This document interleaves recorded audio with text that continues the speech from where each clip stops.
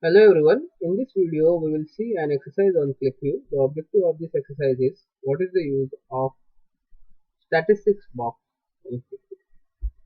So I have loaded a data named as coffee sales. I'll go to this QlikView document, I click over here, click on new sheet object, and you can find out this statistics box, this symbol and solution. Then click on this particular. I'll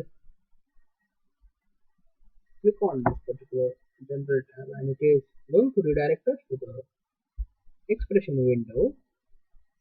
I'll choose sum aggregation from the table named as coffee chain sales, paste it.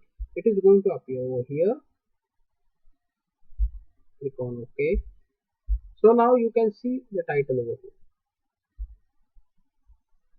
Now what we have to do? We have to display the sum.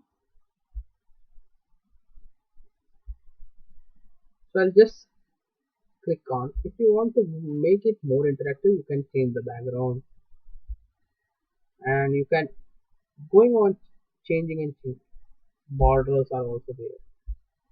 So you can, but till now I'll keep as it is. Click on OK. Yeah. So this is basically a statistics box which is going to show only the coffee sales. So the according to the product, the total count is 13. Sum is how much sales is going to be done, 2570. Average is around 197.69. Minimum is 10. Maximum is around 580. So these are nothing but the values: minimum cost, maximum cost, and accordingly the sum and average. So this is the function, or this is the use of this particular statistics box. You can apply it to any of the fields, but make sure that that field is numeric. It will be having numbers.